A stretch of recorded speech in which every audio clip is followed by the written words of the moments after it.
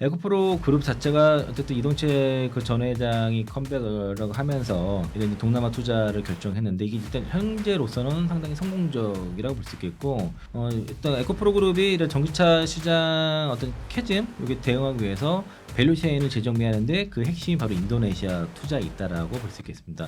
당연히 실적이 개선이 돼야 돌파를 하겠죠. 뭐 에코프로 그룹주라든가 아니면 뭐 코스모 신소재 이런 종목도 들 수 있고 LG 에너지 솔루션. 그다음에 실적 쇼크 나온 종목들도 있죠. 뭐 삼성 SDI나 포스코 퓨처 이런 종목들. ESS랑 관련 있는 뉴스가 나올 때는 강하게 움직이는 모습이니까 2차 전지를 매매로 이용하고자 하시는 분들도 키워드를 ESS에 맞춰보는 게 좋지 않을까 판단하고 있습니다.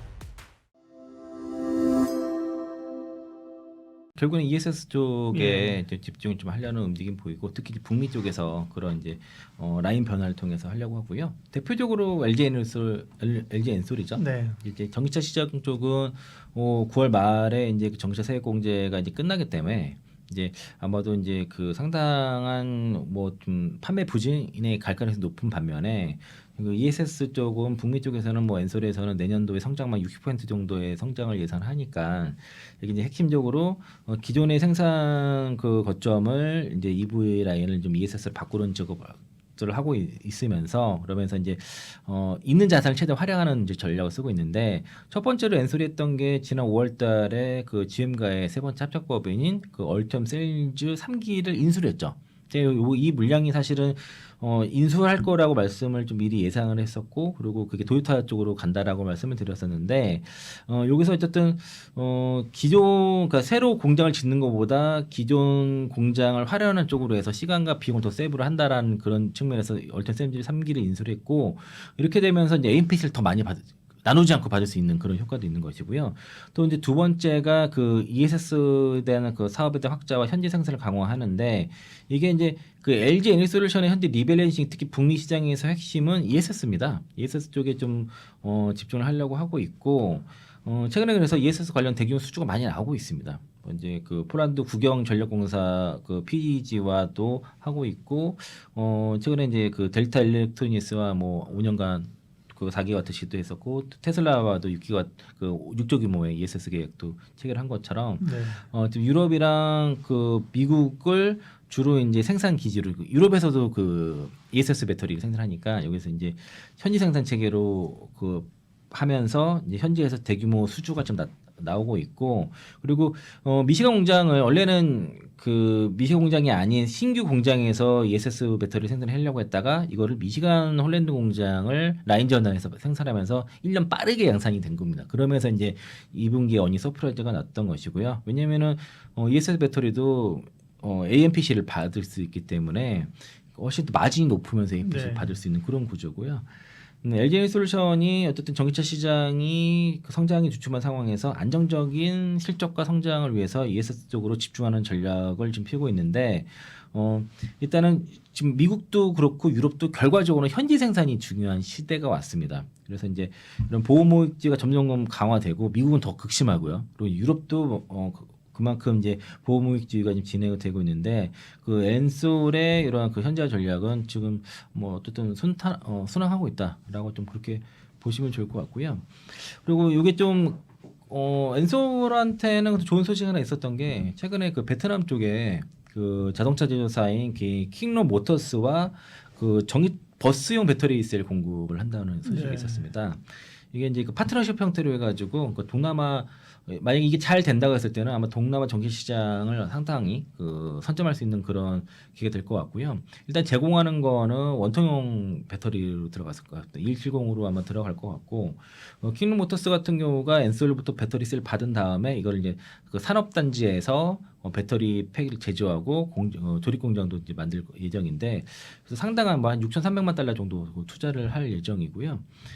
대략 26년도에 이제 전체 자동화율을 90% 목표로 해서 26년도에 가동한다고 하고, 그리고 이제 그 킹로 모터스 자체가 26년 2분기까지 부품 국산화율 80% 이상 달성하겠다고 해서 메이드 인 베트남 전기차를 만들겠다, 전기 버스를 만들겠다 하는 겁니다.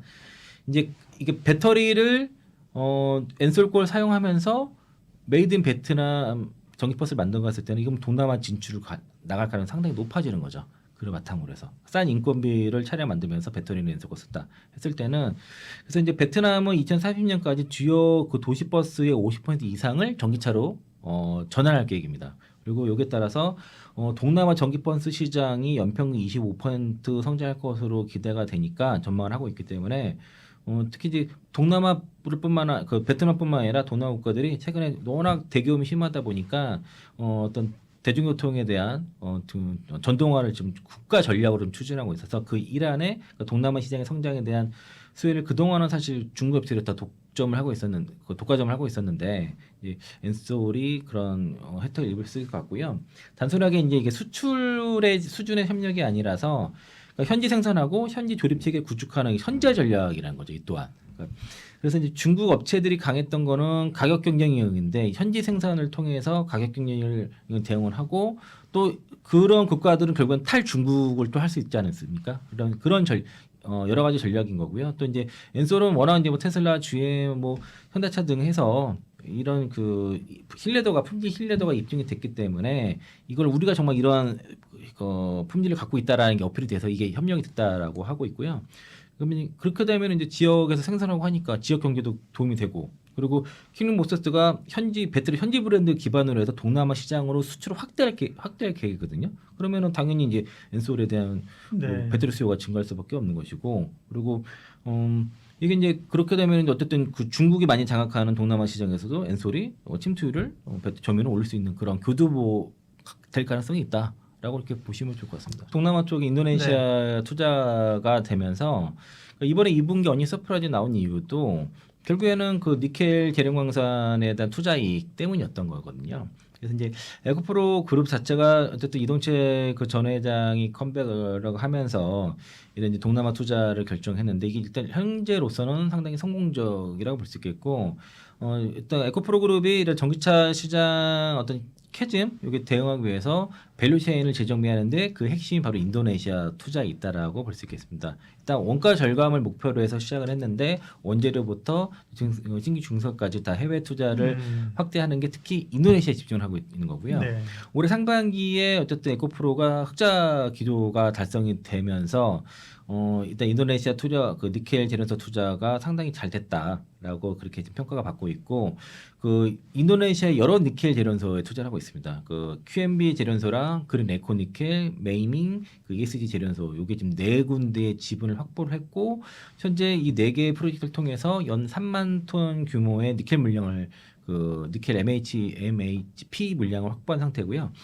어쨌든 이게 그 에코프로가 어떤 트레이딩 사업을 하고 있거든요. 이걸 통해서 거기서 이제 투자 수익을 좀 내고 있는 상황이고 올해 상반기까지 인도네시아 투자로 인한 그 이익은 565억 에코프로 기준입니다. 그리고 이제 에코프로가 올해부터 2030년까지 연평균 1,800억의 투자 이익을 기대를 한다라고 이제 그 이번 컨퍼런스 콜에서 밝혀서 그 에코프로 그룹은 뭐 이 인도네시아 투자가 계속 이런 식으로 간다고 했을 때는 뭐 주가의 하방을 잡아주는 요인은 되지 않을까라고 생각이 들고요.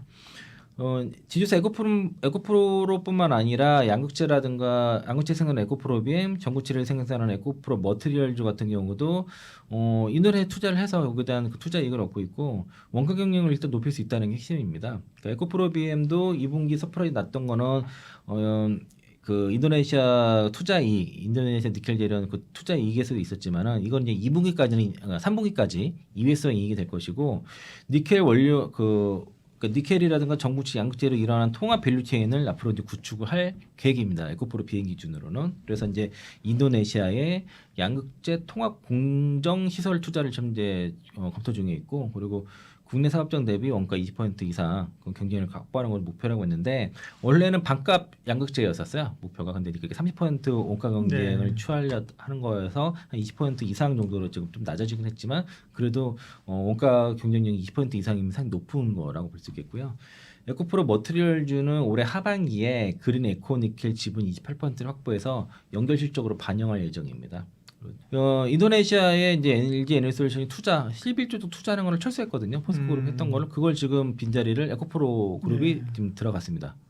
그래서 이제 인도네시아에서의 성과를 좀 지켜볼 필요가 있을 것 같아요. 이게 또 우리 구독자분들 심기를 건드리는 이야기가 될 텐데 제가 생각한 대로 가고 있다. 그렇게 오늘 판단합니다. 신기 많이 건드리시네요. 악플 엄청 받을 것 같습니다. 왜냐면 제가 했던 말이 영상이 다 박혀 있잖아요. 그러니까요. 지난 네. 영상, 지난 맞아요. 영상에. 그래서 제가 뭐라고 말씀드렸냐면 2차전지 관련 종목들의 바닥은 75% 이상 잡은 것 같은데 여기서 추가 상승이 나오기 위해서는 실적이 반영이 돼야 된다라고 분명히 올해 1분기, 2분기 넘어갈 때 말씀을 드렸는데 그러면 지금 단기적인 박스권 돌파를 성공했던 종목은 LG 에너지 솔루션이랑 뭐 LNF, 삼성 SDI 이 정도고 나머지 종목들 아직도 단기 고점에 도착하지 못한 상황입니다. 근데 그 종목들이 뭐 지하 땅굴을 한 건 아니죠. 7월 말에 고점 이제 저점 확인하고 이제 뭐 LG 에너지 솔루션, 뭐 삼성 SDI, 뭐 ESS 수지뉴스 이런 것들로 인해서 우상 기조를 보여주다가 최근에 보니까 뭐 8월 말이나 9월 5일 날에 잠깐 급락이 나왔었습니다. 근데 그때 뉴스가 있었어요. 다행히도. 만약에 뉴스가 없었으면 더더욱더 우리 구독자분들께서 2차전지를 보유하신 분들께는 소가리를 하실 텐데 8월 말에 그때 엔비디아 실적 발표하면서 엔비디아 뭐 약간 기대치에 부합했네 이런 뉴스가 나오면서 성장 섹터가 많이 밀렸었고 그 다음에 국내 같은 경우는 이제 노란복두법이 통과가 되면서 이제 로봇 관련 종목들로 수급이 몰리면서 밀렸었고 그 다음에 오늘 뭐 대주 양도세 50억 확정이 났지만 뭐 10억이냐 50억이냐 했을 때 50에서 10억 갔을 때 특히 개인투자분들께서 성장주를 많이 갖고 계시는데 성장주라고 하면 뭐 제약바이오 될 수도 있고 뭐 2차전지 될 수도 있으니까 이런 관련 쪽에서 매도세가 나올 수 있다. 그 다음에 9월 5일 날에 현대차랑 LG에너지 솔루션의 합작 법인에서 구급 뉴스가 나오면서 또 관련 종목들이 약세를 보였었습니다. 그래서 저 같은 경우는 LG에너지 솔루션 안타깝게도 지금 내가 몰빵 투자를 해가지고 드라벨 걸자라고 말씀드리지 않았고 내가 만약에 올해 상반기 2차전지 처음 시작했으면 단기적인 박스권 매매를 하자 저점에서 분할 매수한 다음에 뭐 리튬 가격이 오른다던가 아니면 우리 경쟁 기업이 좀 지지부진해가지고 우리나라 기업이 반사이익을 거둘 거라든가 아니면 우리의 대표 전방 기업 볼 수 있는 테슬라가 강세를 보였을 때 슈팅이 나왔을 때는 분할 매도에 임하고 단기 고점에 도착했을 때는 이걸 돌파하는지 돌파를 못하는지를 봐야 되는데 당연히 실적이 개선이 돼야 돌파를 하겠죠. 근데 실적 개선은 안 되고 물론 실적 개선이 된 종목들도 있습니다. 뭐 에코프로 그룹주라든가 아니면 뭐 코스모 신소재 이런 종목도 들 수 있고 LG 에너지 솔루션 그 다음에 실적 쇼크 나온 종목들도 있죠. 뭐 삼성 SDI나 포스코 퓨처앱 이런 종목들 그 다음에 지금 3분기 실적에 대한 가이던스를 봤을 때 명확하게 안 나오고 있는데 3분기 실적 가이던스의 가장 큰 적이 될 수 있는 뭐 CATL이 뭐 리튬 광산을 재가동한다는 뉴스 나왔고 그에 따라서 뭐 85위안, 86위안까지 갔었던 리튬 가격이 다시 71.5위안까지 내려오면서 일단 제가 물론 떠나고 증권사에서 가이던스를 좋게 발표해 줄 수도 있겠지만 저는 일단 이 위치에 이 자리에 앉았을 때는 단기적인 박스 돌파 실패를 했으니까 내가 이제 올해 2분기 3분기 넘어갈 때 처음 사셨던 분들은 분할 매도 하시면서 조금씩 비중 조절하시고 내가 고점에 물려 계신 분들은 다른 모멘텀 찾기 위해서 조금 더 시간을 가지시고 내가 만약에 지금 손 팀장 말 그대로 뭐 올해 2분기 2분기 들어갔을 때 기적 이제 저점에 사가지고 분할 매도를 같이 줄이고 있으면은 2차 전지 중에서는 현재 어떤 종목이 그나마 이런 장세에서도 잘 살아남고 있는지 이런 부분들을 좀 유심히 보시면 좋을 것 같습니다. 저는 ESS가 2차 전지를 좀 끌어주고 있다. 저는 2차 전지를 굉장히 좋아하는 사람으로서 이런 얘기 되게 안 좋아했었거든요. 2차 전지 절대 주가 될 수 없어. 2차 전지 항상 누구의 좀 보조적인 역할을 해주는 거고 이런 이야기를 굉장히 싫어했었는데 저도 사람인지라 자꾸 좀 흔들리고 있는 게 가슴이 아픕니다. 그래서 정말 제가 말씀드린 것처럼 우리 LG 엔솔 우리 배터리 3사가 만들고 있는 배터리가 아니고서는 전기차가 뭐 안 팔리거나 아니면 우리 배터리 탑재한 전기차만 잘 팔리면 되는데 뭐 파나소닉이나 뭐 CATL 이런 기업들이 워낙 승승장구하고 그 다음에 LG 에너지 솔루션도 뭐 LF 배터리 뭐 삼성 SDI도 뭐 원통형 배터리 원래 LG 에너지 솔루션 원통형 배터리 뭐 삼성 SDI가 각형 배터리 뭐 이런 식으로 파일을 차지하고 있다가 이게 너나 없이 이렇게 경계 없이 이렇게 사업 다각화하는 모습 보면서 가슴이 아프다라고 판단하고 있고요. 지금 이 뉴스를 봤을 때 테슬라가 최근에 저번 주랑 오늘 강세를 보였던 이유가 로보택시랑 휴머노이드 로봇에 대한 기대감인데 사실 그런 기대감이 나왔는데 우리 LG 에너지 솔루션은 크게 낙수 효과를 얻지 못했거든요. 근데 오히려 이런 기업들이 뭐 해외에서 뭐 미국의 몇 조 규모 ESS 수주 혹은 뭐 국내에서 2조 규모의 ESS 수주 이런 것들을 통해서 강세를 보였을 때는 확실하게 현재 배터리 관련 종목들이 전기차보다는 로봇이라든가 ESS랑 연관이 될 때 강하게 움직이는데 로봇하고 관련 있을 때는 잘 안 움직이고 ESS랑 관련 있는 뉴스가 나올 때는 강하게 움직이는 모습이니까 2차 전지를 매매로 이용하고자 하시는 분들도 키워드를 ESS에 맞춰보는 게 좋지 않을까 그렇게 판단하고 있습니다. 우리가 한 2개월간의 주가 차트를 봤을 때 우리가 보통 신재생 에너지라고 검색했을 때 사실 2차 전지도 신재생 에너지 관련 종목으로 분류가 돼서 움직였던 이력이 있습니다. 근데 우리가 신재생 에너지라고 하면은 태양광이나 풍력만 움직이고 그 다음에 석유, 뭐 정통 에너지라고 하면 뭐 석유, 뭐 S-오일 이런 종목들. 그 다음에 원전이나 전력 설비라고 하면 전력 설비라고 움직이지.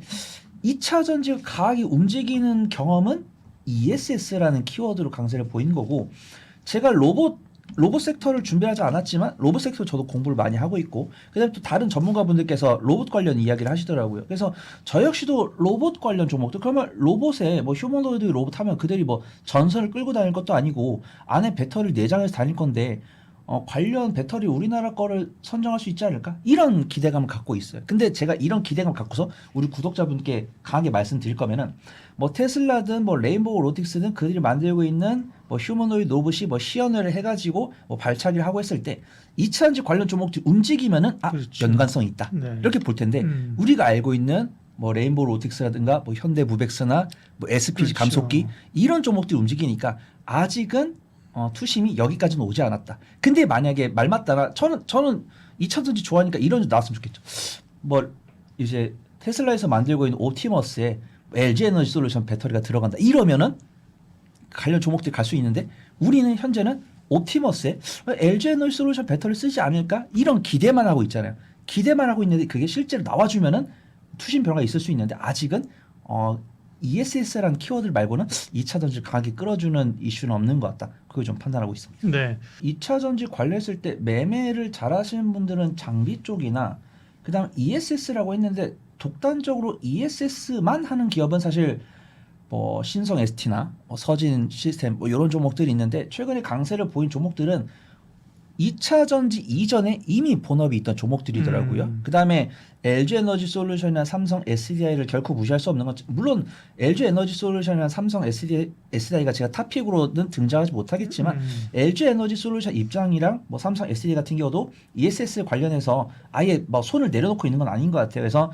LG 에너지 솔루션 같은 경우는 나트륨 배터리, 그다음에 전고체 배터리는 삼성 SDI 하고 있고 리튬 메탈 전지, 그다음에 꾸준하게 북미 쪽 ESS 테슬라 관련해서 수주하고 있고 그다음에 또 벤츠에다가도 배터리 공급 계약하고 있는데 이거는 다 좋은 뉴스인데 저는 증권 전문가로서 계산기를 두들겨 보면은 조금 아쉽다. 그렇죠. 금액이 LG 에너지 솔루션 뭐 시총이 뭐 70조 80조인데 어떤 전방 글로벌 전기차한테 4조 가량의 4년간의 배터리 공급 계약을 맺어가지고 뭐 그다음에 뭐 ESS도 뭐 4조 했는데 그게 1년치가 아니고 4년이면은 4로 나눠야 되는데 LG 에너지 솔루션 시총이 70조면은 적어도 매출은 1년에 30조 40조를 해야 되는데 이들 나누기 4로 하면은 그들은 뭐 8조 9조면 네. 결국 그냥 하던 것 더 받은 것이 아닌가 저는 그냥 개인적으로 보고 있고 제가 이렇게 강하게 말씀드릴 수 있는 이유는 이런 수준 뉴스가 나온다고 해서 LG 에너지 솔루션이 막 10% 15% 가고 막 안 그러니까 네. 그다음에 이번에도 SK 온이 북미의 이제 LFP ESS 배터리 공급기가 2조를 했는데 SK 이노베이션 매출이 35조 정도 나오더라고요. 근데 우리가 리포트를 보면은 이 35조 중에서 SK온이 한 15% 됩니다. 15%. 그러면은 SK온도 1년 매출이 7, 8조가 넘는다는 거예요.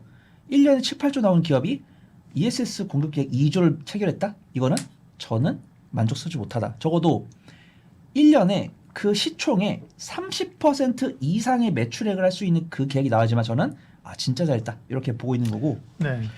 일단은 종목으로 갔을 때는 제가 또 한 5개 정도 갖고 왔습니다. 네, 그러니까 ESS를 주목하자고 했는데 ESS만 보는 건 아니고 그죠? 또 2차 전지를 보면서 전체적으로 볼 수 있는 플러스 또 어떤 종목을 볼 것인가를 뽑아오셨다는 거죠? 네, 우선 저는 로봇과 관련 있는 로봇이나 반도체 이런 쪽. 내가 만약에 손 팀장이 이야기를 하는 거 보면서 손 팀장이 LG 에너지 솔루션이나 삼성 SDI와 비롯한 2차전지 관련 종목들 볼 때 ESS라는 키워드 집중하라고 했죠. 요런 게 되시는 분들은 ESS랑 관련 있는 종목들 하시면 되는데 저는 이미 조금 시세가 나와 있는 종목들 위주는 좀 보려고 합니다. 그 중에서도 저는 그나마 반도체랑 관련 있는 종목을 보는 게 좋을 것 같아요. 네. 제가 몇 가지를 갖고 왔는데 코인테크랑 엔캠이랑 율촌화학이랑 하나기술 이렇게 4개 갖고 왔고 네. 코스모 신소재는 제가 자주 말씀드린 적이 있어가지고 그냥 붙여만 드리겠습니다. 코인테크는 원래는 어떤 검사 장비 쪽에서 반도체 장비 쪽, 근데 어떤 공정 자동화 관련 장비를 만들고 있기 때문에 2차 전지 공정 자동화를 갔었습니다. 근데 이 코인테크가 최근에 이 AMR이라고 하죠. 자율 이동 업체로 재평가받으면서 코인테크가 시세가 나왔습니다. 그래서 코인테크 같은 경우는 원래 반도체였다가 2차 전지였다가 로봇주로 탈바꿈하면서 좋은 시세 나오고 있으니까 유심히 보시면 좋을 것 같고, 제가 또 악플이 너무 고파가지고 엔캠을 좀 건드려 보려고 합니다. 네. 엔캠을. 그래서 전액. 예, 그래서 저 같은 경우도 엔캠을 제가 2024년에 조금 겁이 난다라고 말씀드렸거든요. 근데 2024년 대비해서 지금 주가가 더 바닥이 있어요. 그래서 저는 그때 겁냈던 게 다행이다라고 판단하고 있고요. 제가 엔캠을 겁내는 게 엔캠이 북미에 증설했고 4개 이상의 공장을 증설했고 2025년에 전액 납품이 될 거다라고 이야기가 나와가지고 제가 욕을 엄청 먹었거든요. 2024년 중반에.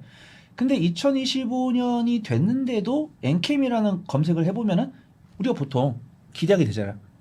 엔캠 뭐 북미 공장 증설 완료 어디에 납품 이런 뉴스가 나올 법하잖아요. 지금 2025년 3분기인데 네. 근데 안 나오더라고요. 그래서 엔캠이 지금은 다행히 그 유럽에다가 전액을 납품 공급 계획을 맺었다라고 하는데 실적을 보면은 매출액도 견조하고 제자리죠. 제자리고 영업 적자 상태인데 혹시라도 엔캠에 대해서 좀 내부 정보를 아시는 분들은 댓글로 남겨주시면 제가 좀 공부를 해보도록 하고, 율촌화학이 뭐 화학 기업이다라고 했는데 그 기업 마크 보고 농심 계열사고 해가지고 딱 찾아보니까 역시 또 최대 주주의 또 농심 홀딩 농심 쪽이 있더라고요. 그래서 보면은 저는 이번에 농심에서 만들고 있는 라면 덕분에 신라면의 판매 호조 덕분에 율촌화학이 실제 개선된 것이 아닌가 그렇게 판단됩니다.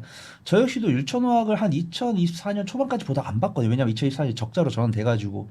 근데 이번에 율촌화학 보니까 율촌화학 이 4, 4분기까지 적자였다가 1분기, 2분기 흑자가 나왔는데 최근에 농심이 만들고 있는 뭐 라면, 그다음에 캐리어 모멘터까지 해가지고 라면이 잘 팔린다는 뉴스가 나오면서 실적이 호실적으로 전환된 것이 아닌가 그렇게 판단되고 있고, 뉴스가 이제 상상인 증권 3줄이 나왔더라고요. 율촌학에서 만들고 있는 이 배터리 필름이 LG 에너지 솔루션양 ESS 수주로 이어질 거다라고 보고 있습니다. 그래서 율촌학 같은 경우도 단기적인 변동성이 나왔고 시가총액이 많이 크지 않기 때문에 단기적인 변동성을 선호하시는 분들께는 율촌학을 말씀드리고, 저는 하나기술을 보고 있습니다. 그래서 하나기술 말씀드리면서 CIS나 PNT도 붙여드리고 싶은데 네. 수급 종류 하나기술이 제일 괜찮더라고요. 저는 이제 하나기술이 2차 전지 관련주예요? 네, 그래서 2차 전지 이제 장비. 네, 장비고 네. 3대 배터리 차들 모두 납품을 하고 맞아요. 있는데 그 최근에 7월 8일에 반도체 유리기판 TGV 기술을 개발했다고 합니다. 그래서 최근에 유리기판 하면 저 뭐 피롭틱스나 이런 종목들을 보고 있는데 피롭틱스보다 JNTC랑 하나기술이 좀 빨리 움직이더라고요. 그래서 보통 이런 매매가 이제 우리 구독자분들께 말씀드리기가 좀 그런데 보통 우리가 근거를 확인하고 매매를 해야 되는데 보통 우리가 이제 사이클이라고 하잖아요. 뭐 장비, 뭐 소재, 뭐 완성, 그다음 뭐 다시 부품, 막 이런 식으로.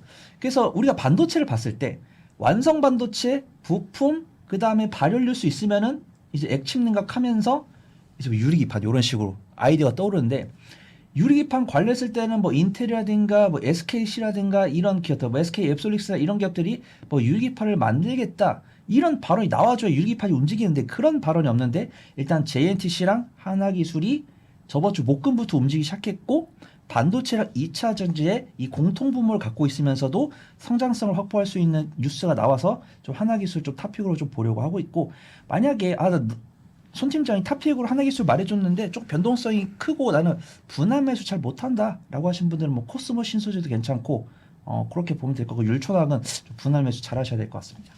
저는 2차 전지를 말씀을 드릴 때 어떤 2차 전지를 보유하면서 고민이 되는 분들께 안심이 될 수 있는 말씀은 드리되 미련은 들여서 안 된다고 판단하고 있거든요. 그래서 만약에 2차 전지 관련 종목들 실적이 나오는 종목을 제가 탑픽으로 말씀드릴 때는 뭐 그런 쪽 있죠. 제가 뭐 PNT 소개드릴 때도 있고 뭐 CIS 소개드릴 때도 있고 뭐 코스모 신소재나 뭐 LNF 소개드릴 때도 있는데, 그런 종목들이 탑픽으로 거래될 수 있는 상황이었으면은 그런 종목들은 이제 좀 분할 매수하셔가지고 안전하게 들고 가라 이렇게 말씀드릴 건데, 안타깝게도 지금 뭐 제가 앞서 말씀드린 뭐 노랑봉투법이라든가 구급뉴스라든가 뭐 원달러 환율은 1,300원대 후반대에 있는데 우리나라 자동차는 관세 25% 맞을 것 같은데 이런 펀더멘탈이 훼손될 수 있는 그런 상황에서는 제가 실적 위주에 있는 종목을 좀 타피로 권해드리기보다는 약간 끼 있는 2차 전지이면서도 다른 섹터랑 상부상조하고 있는 종목들 중에서 외국인과 기관이 이제막 집중해가지고 추세를 이제 만들고 있는 종목을 단기 수익 관점 접근을 해보는 게 좋을 것 같다. 그렇게 판단하고 있습니다.